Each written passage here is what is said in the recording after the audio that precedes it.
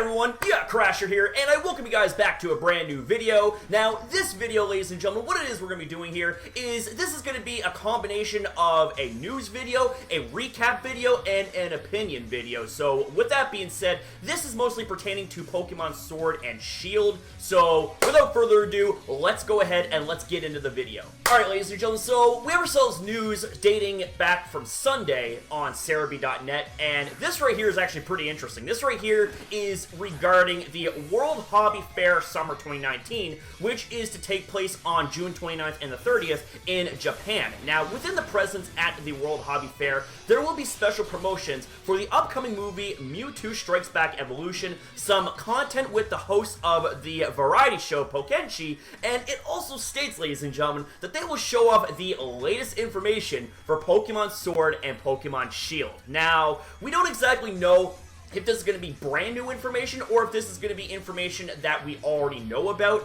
but I'm honestly really freaking excited about this, so I will definitely do the best I can to make sure that this gets covered, and you know there's going to be some hype that is going to be involved with the coverage, so let's go ahead and let's move on. So ladies and gentlemen, dating back to Friday, what we got going on here is we actually have ourselves some confirmation of another demo for Pokemon Sword and Shield, and it reads, it has been confirmed that the Pokemon Sword and Shield demo that has been at E3 this past week will be at the Pokemon North American International Championship to play for all badged players and spectators next week from June 21st through the 23rd in Columbus, Ohio.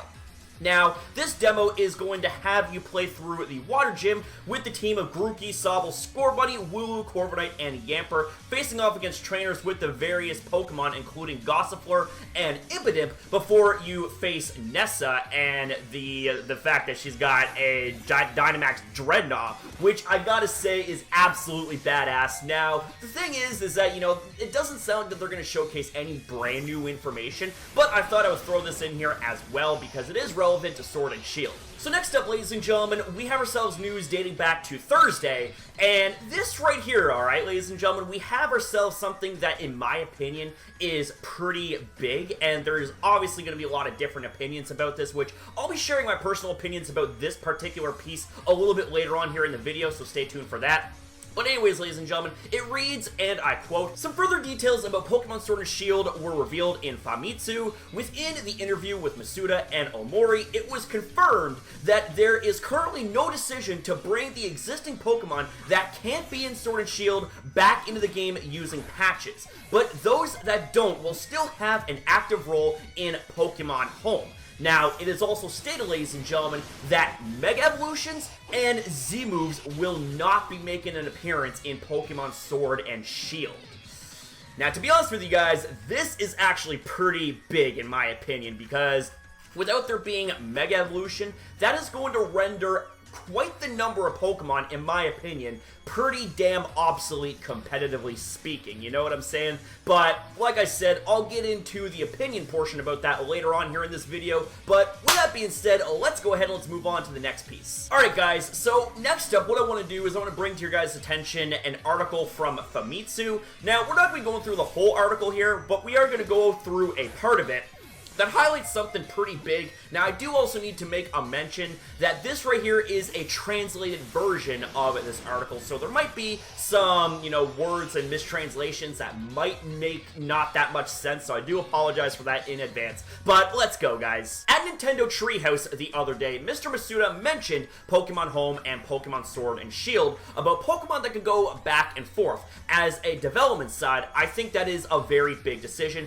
but please give us some remarks on the process and feelings you choose to narrow down the Pokemon brought into the Pokemon Sword and Shield. Now, Masuda responds, hard moved to the Nintendo Switch, and it became possible to draw Pokemons with more beautiful graphics and liveliness, but on the other hand, it took more time to develop than before. On the other hand, the total number of Pokemon has exceeded 1,000. Now, this right here shocks me, you know? So, I mean, this right here also includes new Pokemon and the form changes of existing Pokemon. So, I mean, for Pokemon Sword and Shield, like, we're from what we're, you know, what we just seen right here, it seems like we're gonna have like over 1,000 new Pokemon, not new Pokemon, not new Generation 8 Pokemon, but 1,000 Pokemon, like, in total, you know, like, over 1,000 Pokemon, including new Pokemon, existing Pokemon, forms of Pokemon, and the like. So, I mean,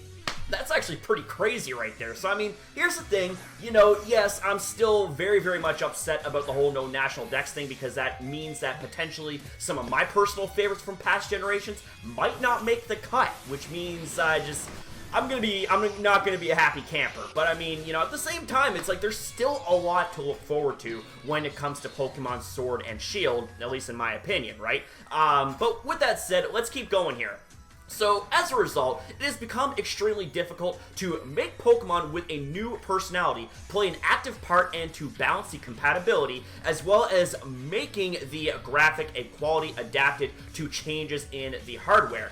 That is the reason for this decision, and we have decided that it is difficult to make all Pokemon appear in future works. So it seems to me, ladies and gentlemen, that they have no plans whatsoever to bring the National Dex in future generation games as well as this one. So, I mean, I don't know. I mean, it seems like now the days of the National Dex are over, but you know, more on that a little bit later on, you know. I do have a video planned for, you know, giving my straight up opinions about this whole thing. You know, no parodies, none of that stuff. You know, I just kind of want to give my thoughts about the state of the Pokemon Sword and Shield games and the state of Pokemon in general. And, you know, just kind of go from there, right? But with that being said, let's keep going here. Certainly, considering the graphic quality of Pokemon Sword and Shield, it seems that it will take a considerable amount of time to build them for all Pokemon. Now, Masuda responds, "This decision is personally sad and sad. Of course, I wanted to be able to bring all Pokemon if I could do it, but it was also a decision that I had to make someday. In the end, I had no choice but to choose the quality." Now, that's a pretty interesting statement right there, but we also have ourselves a statement from Omori. And Omori says, and I quote, "This time, along with Masuda, we had considerable discussions. Even in the time of Pokemon Sun and Moon, it was actually quite a different situation to be able to bring all Pokemon. But the hardware became a Nintendo Switch, and the model would be rebuilt from scratch if you had to make a choice of something. However, I think I understand that you can play Pokemon Sword and Shield, though there is a limit to Pokemon being taken. The contents of the play, such as wild areas and stories, are quite voluminous. Again, you know, my apologies if I ever either butchered pronunciations or if there's like a mistranslation or whatnot. But yeah, from what we got here so far, you know, it seems like that, you know, they're not going to have any plans to bring in the National Dex for future generation Pokemon games such as this one and so on and so forth. But at the same time, you know, something that baffles me in a good way, that we are going to have over 1,000 Pokemon in Pokemon Sword and Shield. That includes existing Pokemon, new Pokemon, and forms of existing Pokemon as well. So, I mean, this right here, I have to say, you know, when it comes to the sheer volume, having the number exceed 1,000 is pretty massive in my opinion. So, I mean, there's still a lot of things, in my opinion, to enjoy about Pokemon Sword and Shield, but again, I can understand the outrage that people have when it comes to there being the no national dex thing. I'm someone that, like I said, is personally a little bit disappointed about it, you know what I'm saying? But with that being said, let's move forward. Alright, ladies and gentlemen, so if you guys made it this far, then welcome to, I guess you could say, the opinions portion here of this video. Now, this is going to be more kind of like a face-to-face talk with you guys,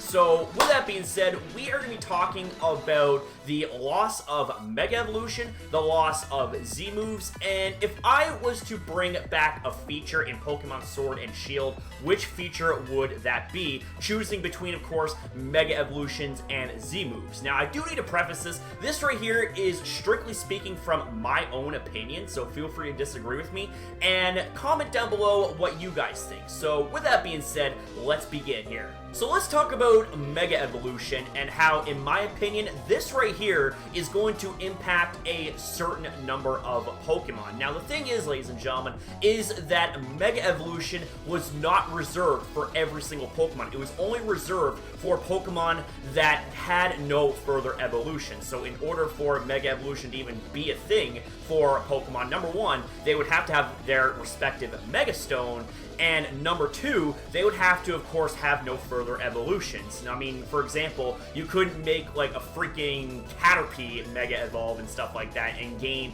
a whole bunch of crazy stats. No, the thing is that it was only reserved for certain Pokemon. There was a total of only 48 Mega Evolutions, which in my opinion isn't too much of an absurd number. It actually allowed for there to be, you know, solid limitations and more of a balance. Now, of course, objectively speaking, with Mega Evolution, it did make some Pokemon insanely busted. I mean, there were Pokemon that didn't even need Mega Evolutions, such as Rayquaza and the likes of Mewtwo, you know, their legendary Pokemon. But here's the thing, they got Mega Evolutions, and they became even more broken, you know? And there are also Pokemon that benefited heavily from Mega Evolutions that weren't exactly all that memorable, competitively speaking, such as the likes of Beedrill, Kangaskhan, Mawile, Charizard, Bayonet, the list goes on. I mean, these Pokemon right here benefited severely from the likes of Mega Evolutions. So without their Mega Evolutions, they're pretty much going to be rendered obsolete in the competitive scene, in my opinion. Now, Mega Evolutions, in my opinion, is a far more balanced feature than, we'll say, Z-moves as an example, which I'll get into in a little bit. But here's the thing, is that, as I was saying before, Mega Evolution is only reserved for certain Pokemon, which didn't make things ridiculously crazy, you know, because the thing is, right, is take a Charmander, for example. Yes, its final evolved form, Charizard, is able to Mega Evolve, but not Charmander. Why? Because of the fact that there's Mega Stones that are reserved for those specific Pokemon. Now, Z-moves, on the other hand, here's the thing, is that every Pokemon could potentially use Z-moves. Everybody. I mean, it didn't matter if a Pokemon was fully evolved or not, you know? If you were to slap on a random-ass Z-Crystal that matched the type of move that you wanted to pair the Z-Crystal with, you would be able to use that Z-move, which is like a ridiculously nuclear-powered level move that can definitely turn the tide in battle, and you would have access to it early on, you know? This was a feature that allowed for every Pokemon, basically, to have access to something absolutely crazy. Now, granted, it too also had limitations, such as the fact that you could only use a Z-move once per battle. But the thing is that this was something that was reserved for every Pokemon. Whereas something like Mega Evolution was only reserved for certain Pokemon and also could be used only once per battle, meaning that once you Mega Evolve a Pokemon, that's it. Done. You cannot Mega Evolve any other Pokemon that, even if they have Mega Evolutions, like if they have their Mega Stones and all that stuff, they can't Mega Evolve once there is a Mega Evolution triggered on your team. Now, the thing with Z-moves, right, is that it did make Pokemon that weren't exactly the best when it comes to competitive play turned into monsters, such as, for example, you got Komo-o, alright? Komo-o is a Pokemon that, you know, while it was pretty badass looking, you know, it didn't exactly have too much going for it. Then came Ultra Sun and Ultra Moon, where it ended up getting, like, a crazy ton of buffs, such as move tutors, but one of the biggest buffs that it got was the fact that it got access to its own personalized Z-Crystal, which paired with Clanging Scales, turns it into a ridiculously powerful move that buffs up all of its stats. So, I mean, the thing is that there are Z-moves that are broken on certain Pokemon, and the thing is, again, you know, we go back to the limitations. I mean, yeah, sure, you can only use a Z-move once per battle, but it was accessible to every Pokemon. Alright, so with all those facts out of the way, now it's time to get into the juice, alright? If you guys made it this far, here is my opinion about whether or not I would want to have either Mega Evolutions or Z moves make a return to Pokemon Sword and Shield if we were to have a feature make a return, I would choose Mega Evolution. And the reason for that, ladies and gentlemen, well, actually, there's lots of reasons to it, you know what I'm saying? But we're going to stick with the main reasons, alright? Number one, it was severely limited. Not every Pokemon had access to Mega Evolution. Like I said, there's a total of only 48 Mega Evolutions, as opposed to something like Z moves, where it was more accessible for Pokemon across the board. It didn't matter what species you were. You were able to use Z moves if you had the moves to pair with the respective type Z crystals. Now, with Mega Evolutions, you know, Mega Evolutions were a gift from the god himself, Arceus, because the thing is that it turned Pokemon that were legitimately trash in battle into absolute treasures, such as, for example, Manectric. You know, once Mega Manectric became a thing, it actually became very competitively relevant. How about the likes of Mega Beedrill? I mean, regular Beedrill, it's like, you don't see it competitively speaking unless you're like in the bottom-most tiers, like, you know, PU if you're playing Smogon or something like that. But here's the thing, with Mega Beedrill being a thing, I mean, that thing sees quite a bit of light in the competitive scene. And there's also other Pokemon that got really buffed from Mega Evolutions, such as the likes of Bayonet. That thing ended up getting access to Prankster and a crazy high attack stat, which was just absolutely ridiculous. You also had Pokemon such as the likes of Gyarados, which ended up getting a huge buff. Now, I will say, granted, you know, Gyarados by itself does pretty okay in the competitive scene, but Mega Gyarados is just better, you know? And there's also Pokemon like Kangaskhan and Lopunny that when they got access to their Mega Evolutions, they became ridiculously powerful, especially the likes of Mega Kangaskhan with Parental Bond being able to always hit twice in the run of one single turn, regardless of what move you would end up using. It was just ridiculous, you know? And there's also other Pokemon such as Pidgeot that got access to Mega Evolution, which became just that much better for that specific Pokemon. So I think you guys get the idea here. You know, Mega Evolutions were very helpful when it came to almost every Pokemon. There were a couple of Pokemon that didn't need access to Mega Evolutions, or, you know, whether it was because they were legendary Pokemon or just because that they were that good naturally, such as the likes of Garchomp. Garchomp didn't need access to Mega Evolution, but it got access to it, and the thing is, people still prefer to use regular Garchomp over Mega Garchomp because of the speed aspect.